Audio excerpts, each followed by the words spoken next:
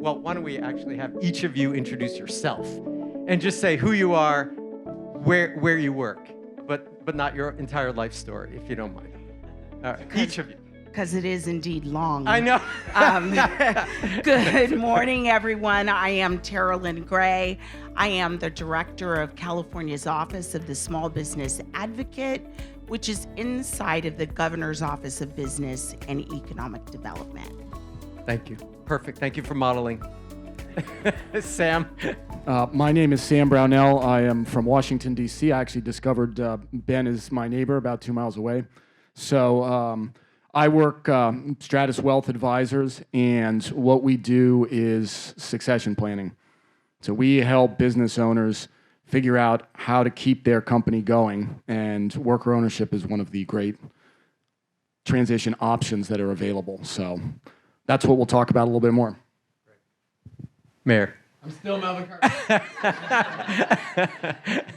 Hi, everyone. Paula D'Ambrosa from Prudential. I lead our work and wealth portfolio, which is focused on everything you just said so much more eloquently than I ever could, right? Really building intergenerational wealth. And like I was saying about the ecosystem, their money helps us all come together for this, so thank you. So this is the question, and I'll start with you, Director. What do you see as your sector, so as government's role in building this ecosystem, and what's limiting it from happening right now? So your role as state government in making this happen. So I am proud to say that my office funds one of the largest small business ecosystems in the country. Through our technical assistance program, we fund more than 102 centers across the state that provide services to small businesses, low cost and free. One-on-one counseling, classes, etc. Yeah, I see you back there. Woohoo! Yes, we are doing it right here in California. So I say that because ecosystem is one of my favorite words. And I am happy to be here to listen to the expertise about building an ecosystem to support employee ownership. It's significant. You all talked about the statistics, how we get to be a majority-minority country. But one thing that I did not hear yet this morning is one of the impediments. By 2053, Black wealth is set, according to Road to Zero, read it if you haven't, is set to be zero by 2053. And Latino wealth, 10 years later, is set to be zero. So this is an imperative. This is not a can we, should we. This is we must deal with equity. We must create the ecosystems that can support that. So what are the impediments? Mm-hmm. I'm proud to say that SB 1407 has passed in California. Yes, to all the champions who helped make that possible. And so my office gets to lead an effort by setting up an employee ownership hub. So we get to augment the awesome ecosystem we already have with an employee ownership hub to get the word out, access to new markets, access to capital. That's what we do. Cool. And I know I'm already breaking my own rule, but since I'm the moderator, I can do what I want. How long did it take? Do you know? When did people start to try to pass that law? And how many years later did it pass? Do you know? I really don't know the history. I think it started, it predates me. The governor appointed me in March of 2021.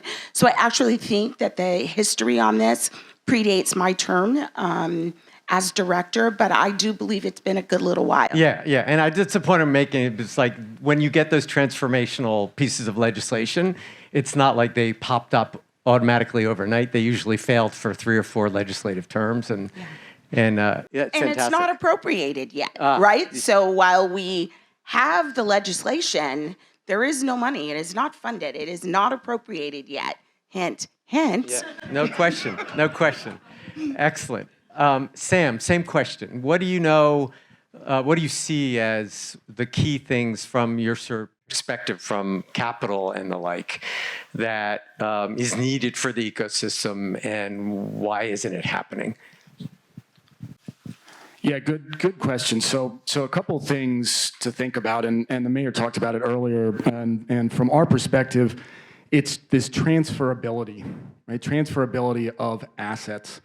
That's where wealth comes from, right? Businesses, well-run businesses, are worth something. And being able to monetize that in a way that reaches more people is where we need to go. But I think a lot of it comes back to education. And so from our perspective, as people who work in the financial, in the capital realm, we need to get out of this mindset that a business is going to pass one-to-one, right? Owner to owner, or owner to maybe management team, right? Because that might have worked 2 or 3 generations ago. Right? But more and more what we're finding, and this is where the opportunity is that kids don't want the business. And so we have a huge opportunity to expand that wealth outside of, and as Ben said earlier, he and I are very lucky, right? We can walk into a bank and get a loan easily. We're white guys, right? We're the easiest, the way the laws have been set up, we're the easiest people to lend to, but not really. It's just the way that it's been structured. And so the idea here of getting an asset and transferring it and educating the owner that you can exit this business, you can take out of it some wealth, that's great, good for your family, intergenerational wealth, and give the opportunity to your workers to then have their own intergenerational wealth. That is a powerful message. Yeah, so what's limiting it now, I think, is some of the things that we've touched on before. A lot of it goes back to policy, but I think a lot of it is that the people in positions, at least in the finance sector, are stuck thinking about the way that things have always been done, right? We're going to do this because that's the way it's always been done. And you have to break out of that mindset. And so from our perspective, and again, everybody does their little thing, right? It's a drop in the bucket, but if everybody does it, then the bucket fills up much quicker. And so education, when we go and talk to a trade group or an association, it's about bringing up this worker ownership option. Because the impediment is they bring in a speaker to talk to their, let's say I'm a purchasing group, right? The last thing I want is my business owner to shut down because I lose a member, and I lose dues, and I'm not able to provide what I should. But when I bring somebody in to talk about how to transfer this asset, they're going to say, well, there's a lot of private equity money out there. You should just sell to them. Well, what's the first thing the private equity guy does? Well, he's worried about his own exit. So he says, okay, well, these employees are nice, but they cost something. Fire them all. And so that's not the model, and that's where the impediment comes in, because there's the education, and then there's the way it's always been done, which, again, makes money for this tiny little cohort here while it leaves everybody else with nothing. Thank you. And that whole idea of the way it's always been done, I mean, it's kind of a cliche, but it's probably the biggest barrier. Mayor, you've talked a little bit about this before, but what do you see the local government's, what's important for the local government's role in building this ecosystem, and what are its limitations? Yeah, I'm a believer in local government. I'm going to try to sell you that if you see any, like, when you look and see some transformational change happening, too often it's not at the federal level or at the state level. I give you 9-to-1 odds that it's at a city level or at a local level, because local leaders across the country are doing this thing. I'll just pick up on exactly what you just said. We're really comfortable. We have to just acknowledge we're really comfortable with things that we're used to. That's what the definition of comfort is, right?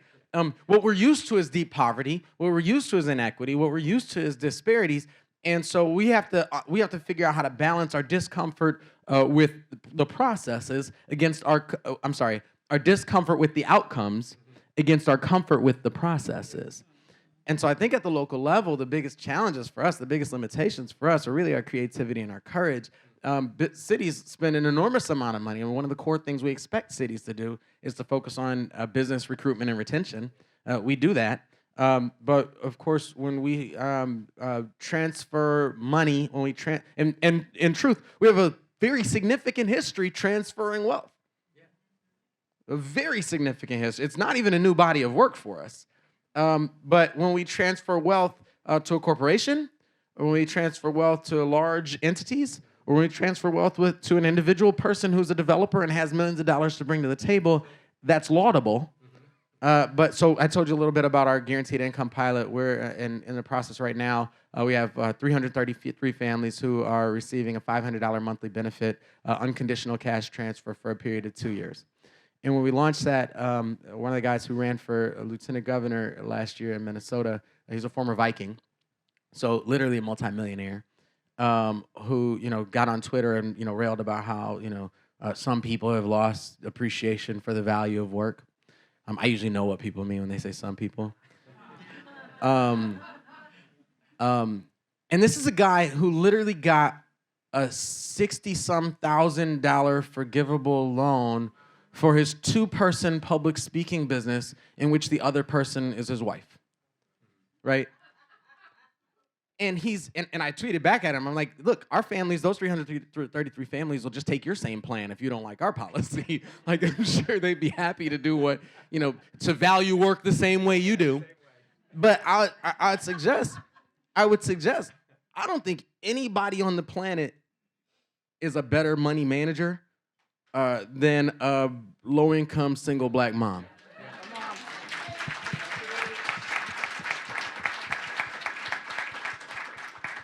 Nobody.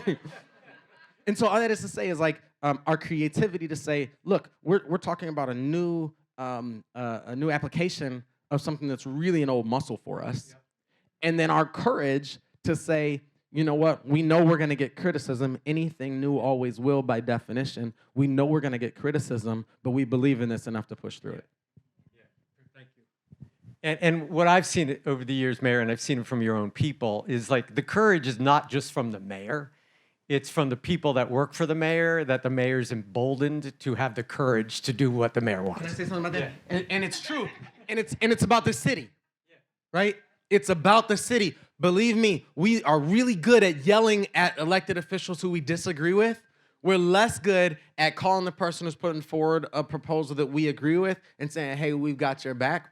But that is so critical and that is so important. And let me tell you, we sort of dipped our toes in the water by eliminating late fines in our libraries. And we had that conversation I talked about earlier. And our city decided, okay, we're with you on that.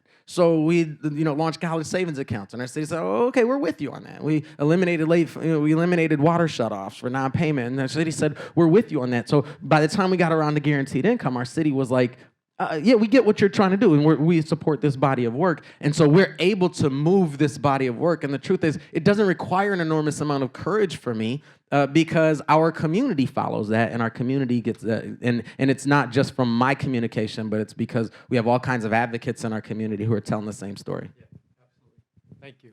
Paula, philanthropy. Yeah, thank you. I think there's a number of things that philanthropy can do, but first and foremost, to state the obvious, just put more money into the field, right? Definitely give grants. And in particular, I think what the employee ownership field needs is more grant makers who will give the resources and the space for exploration, for test and learn, so we could figure out how we can scale this in that multi-year commitments, general operating commitments, right? Really being a trust-based funder and not expecting this work to show immediate results in 1 year and then kind of cutting the funding. So really thinking about how we can improve as grant makers is number one. I think the second thing is really helping with that influence piece that Ben had mentioned. Philanthropy field, foundations, they have a big platform, and employee ownership is just not nearly as well known as the potential that it offers. So 100%, I think all of us in the philanthropy field, need to get better at using our platform to be shouting through the roofs like, hey, this can do so many things. This is part of so many solutions. The limitations where I see, and this is particular, I think, to some of the challenges of how philanthropy works, which, to steal the word of the day, is part of another conversation. But I think, the superpower of employee ownership is that it can do so many things, and I actually think it can appeal to so many different funders. But the kryptonite is that so many funders might say, I'm a workforce funder, so I just care about the job quality aspect of it. Or I'm a wealth building funder, I care about the wealth building. Or I only do local business development, so that's really the only piece I do.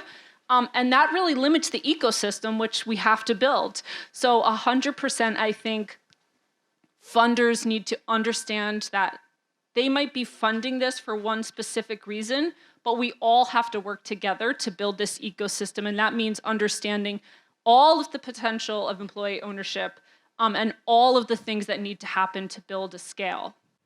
Paul, let me ask you something, follow up on that. One of the things that, give her applause there.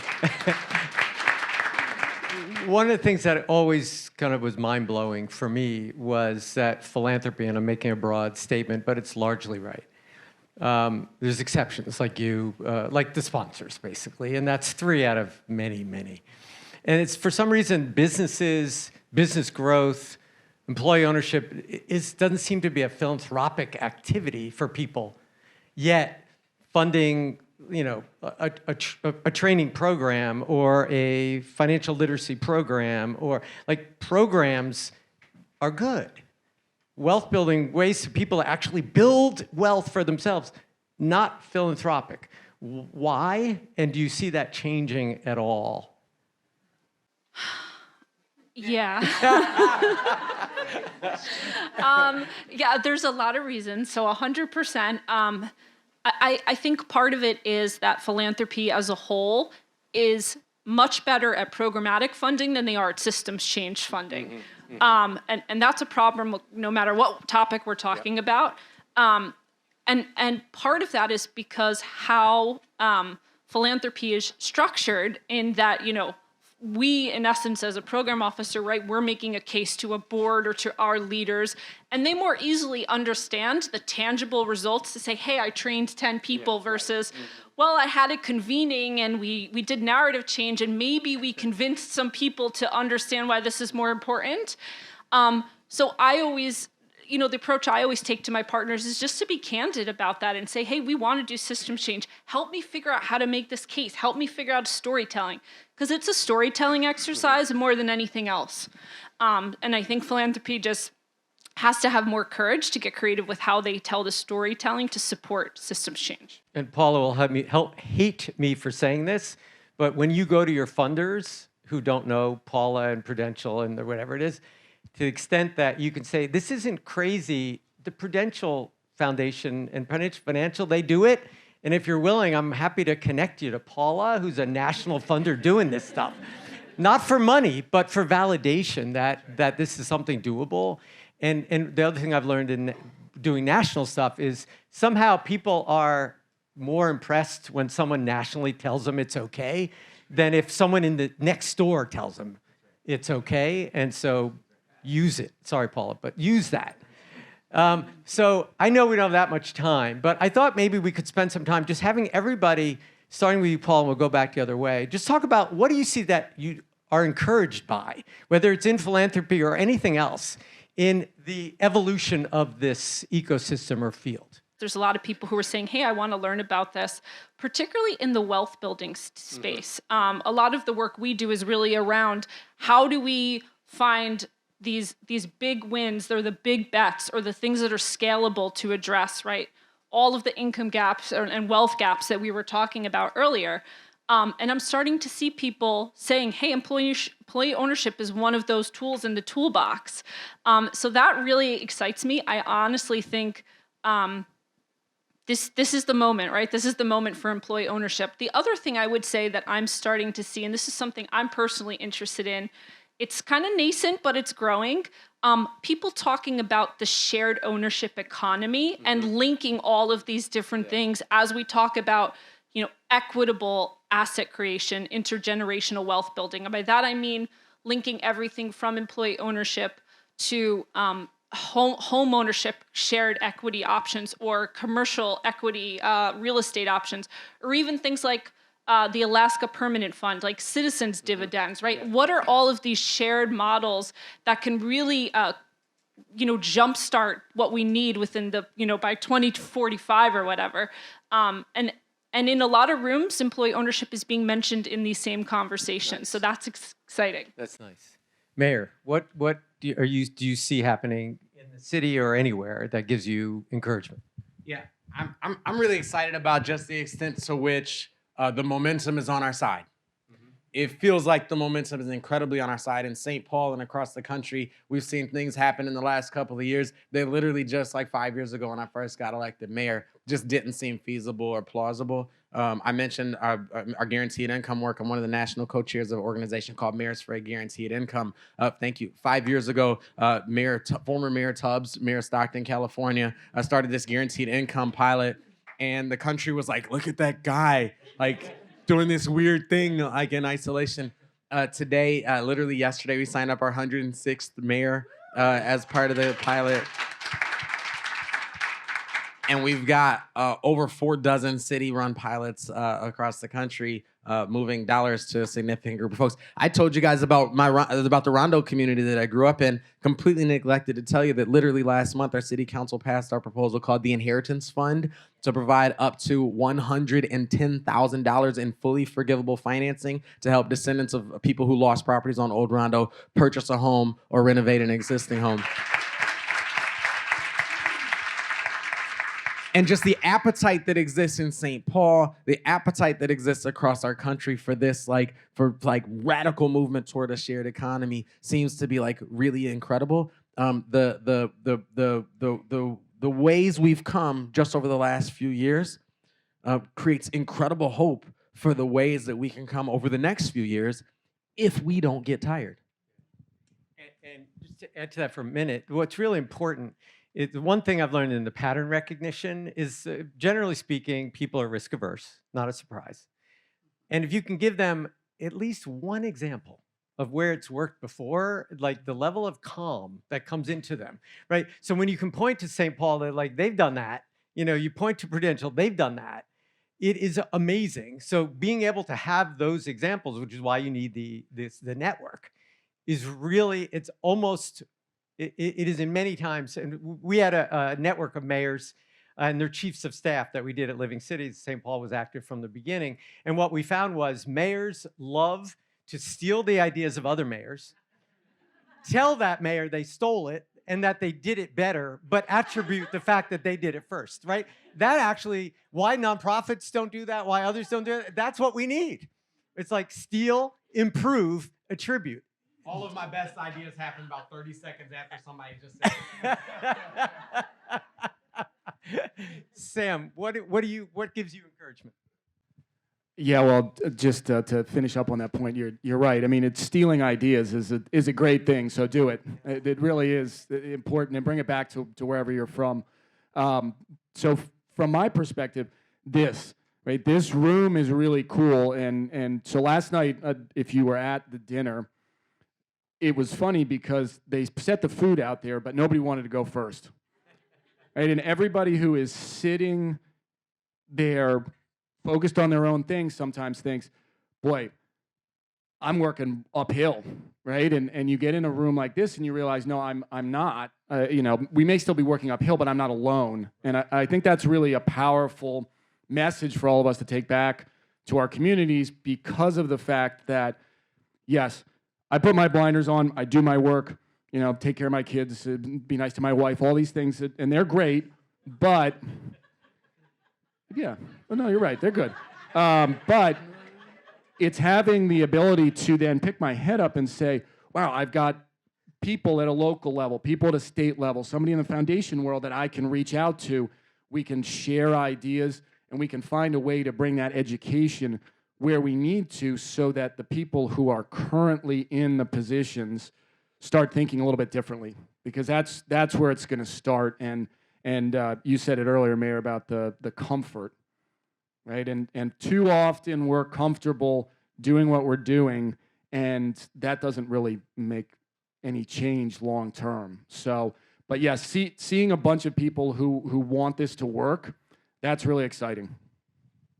And I'm going to add one thing to that too, which is, so once you've met the people here or wherever it is, if you like them and you think they can help you, meaning they can answer a question or whatever, do it. Right? The one thing I've learned in all the years is people actually like to help other people, and they don't know they know stuff that others want to know.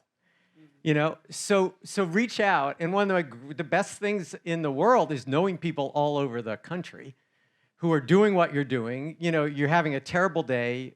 You reach out. They're like, oh, I just had this great success. You feel better, right? But it does take that taking the step. And most people want you to take that step. And the ones who don't, you don't want to know them anyway.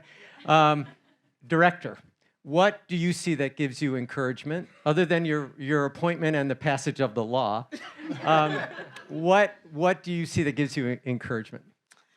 What encourages me, I think there are a couple of things that top the list, because there's a lot actually to be encouraged by.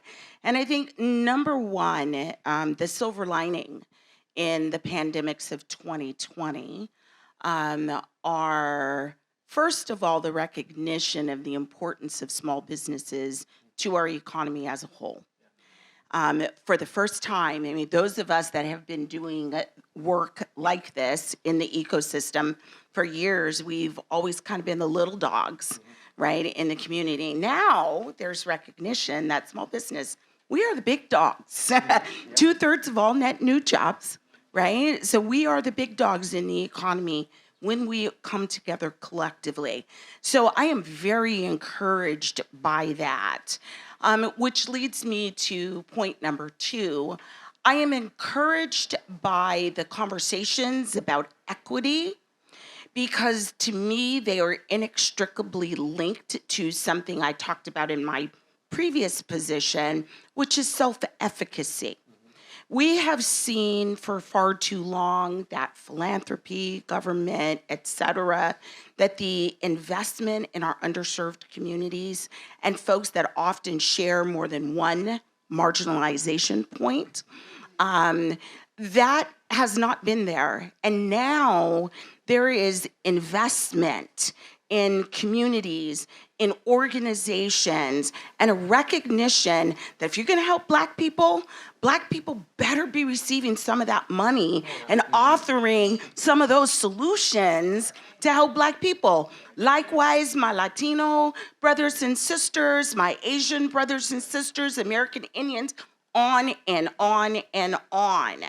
If we are going to empower, it starts with those transferable assets. It starts with funding the institutions like Project Equity, right, that have a stake in making sure that the folks that we say we're going to help are indeed at the table helping to author those solutions. And then the third thing that I would say I'm very encouraged by, because I have the best job in the state of California. I really do. I really, really, really, really do. I am encouraged by the work of my office. When I took over this office from a predecessor who is now part of the Biden administration, we only had 5 employees. And we now have 20 employees in our unit. We boast the largest small business COVID relief grant program at $4 billion. We used to only have 2 core programs. We now have 14. And can I say, I cannot wait till we get to implement SB 1407. So those top the list of my things that I'm encouraged by. All right, I think that's a great way to end our panel. Those inspiring words. Thank you all for being here. Thank you for what you're doing to make this a reality.